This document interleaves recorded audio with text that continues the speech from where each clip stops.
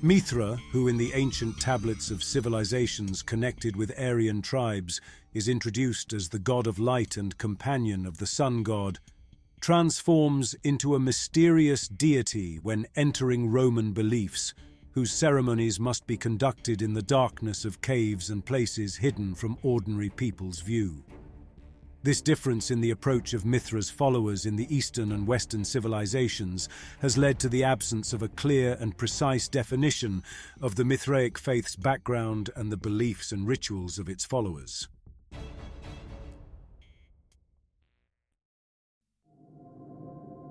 At one point in history, the Mithraic faith was the religion of Persian warriors. Before starting any battle, as they lined up against the enemies of Persia, they would stand in their battle attire and pray to Mithra, asking him to grant them victory over the oath-breakers.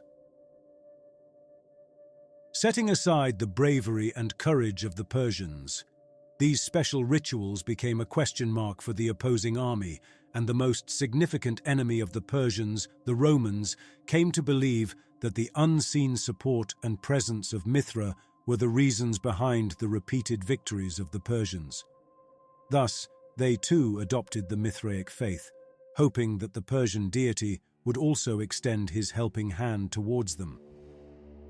This is the most accepted interpretation of how the Mithraic faith traveled from Persia to the West and gained numerous followers in various parts of today's Europe. However, what remains unclear and is less discussed is the time gap between the period when the Mithraic faith was prevalent in Persia and its flourishing period in the West and Europe.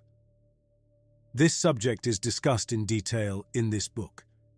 It mentions how Mithra was remembered as an influential and respected deity in many ancient Persian texts and writings, undoubtedly being one of the superior deities of Persia's polytheistic tradition.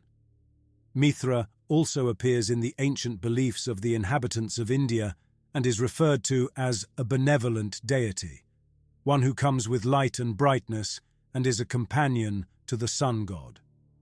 Mithra's followers, experiencing repeated religious coercion, were forced to conceal their beliefs following the rise of Zoroaster and the establishment of his faith as Persia's official religion. Perhaps they only managed to integrate the foundations of their beliefs into the rituals and practices of the imposed religion at opportune moments.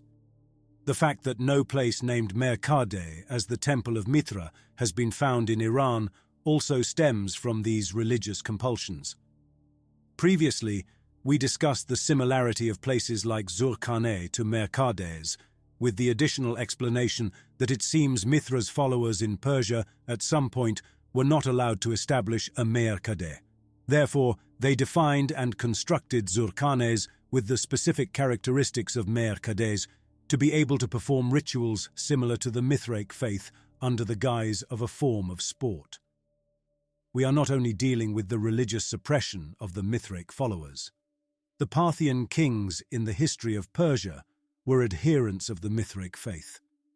However, when you research them, you will find that there is not much information available about the history of the Parthian dynasty, and it seems that someone systematically destroyed writings and artifacts related to the Parthians.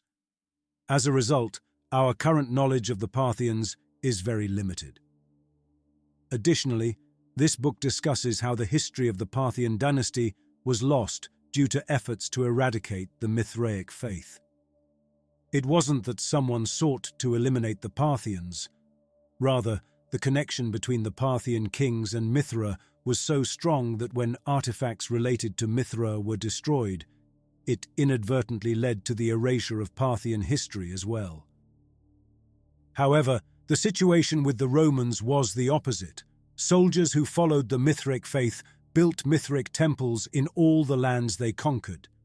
You can find these structures throughout present-day Europe, but there are not many ancient written records about the faith. The oldest written records about Mithra in the West date back to the 5th century AD. Franz Cumont, the renowned Belgian archaeologist, described the study of the Mithraic faith based on Indian and Persian texts and Roman structures. It's like trying to study and understand Christianity with only the Old Testament texts and the medieval church buildings. Due to this temporal gap and the lack of written records, we do not have a complete and coherent narrative of the history of the Mithraic faith and its followers. For a long time, many hypotheses about the origin of this faith were proposed, but there was insufficient evidence to confirm or refute these hypotheses. That was until 1907, when archaeologists found nearly 10,000 tablets in the remains of the Hittite capital in Boğazköy, Anatolia.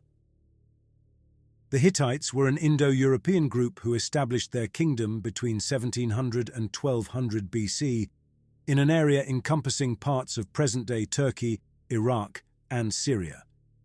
If you have seen our previous videos and are familiar with the accounts of the Sea People, these unknown peoples' attacks are cited as one of the reasons for the decline and fall of the Hittite kingdom.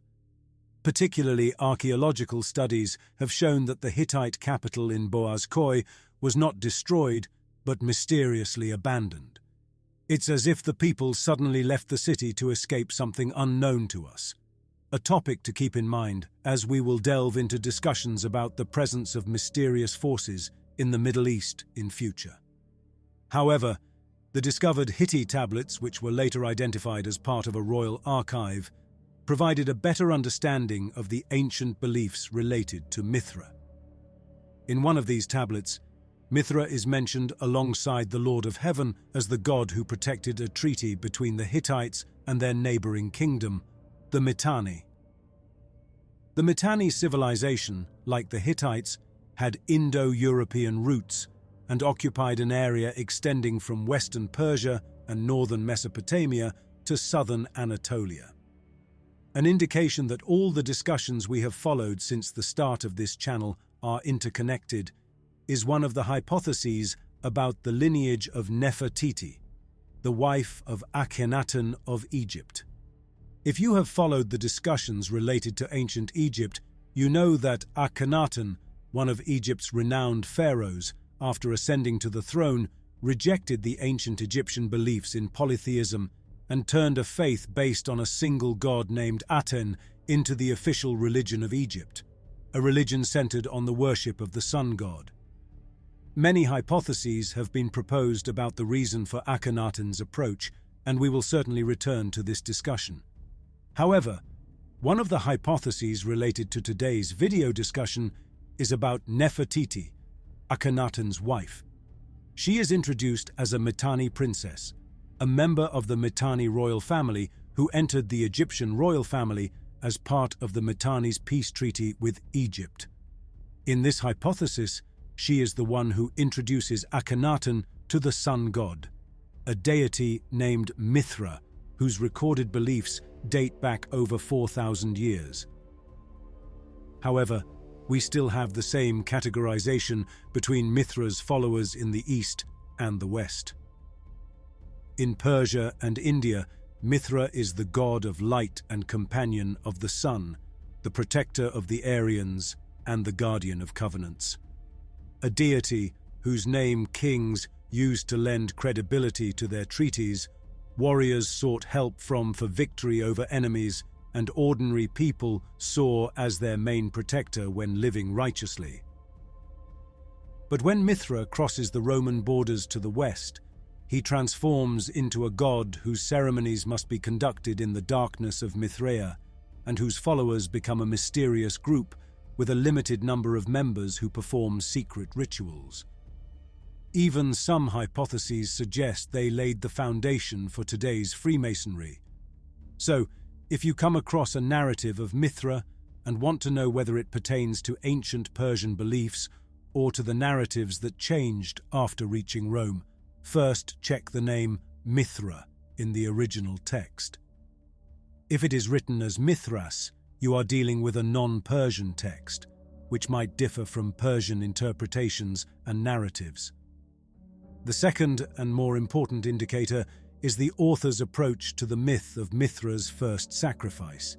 This depiction, used in most discussions about Mithra, portrays Mithra as creating the world by killing a mythical bull.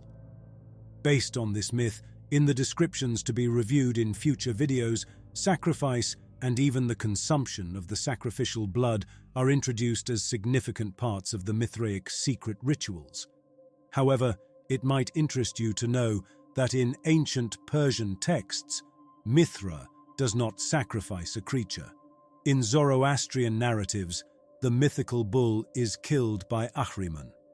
Even in Mani's account, Merizad, probably equivalent to Mithra, facilitates creation by releasing light particles swallowed by Ahriman's forces. The only Eastern text where Mithra is associated with the act of killing is in the Indian Vedas, where the gods aim to kill Soma, the god of life. They appoint Vayu or Vata in Persian accounts to kill Soma, and Mithra is invited to assist Vayu in this act.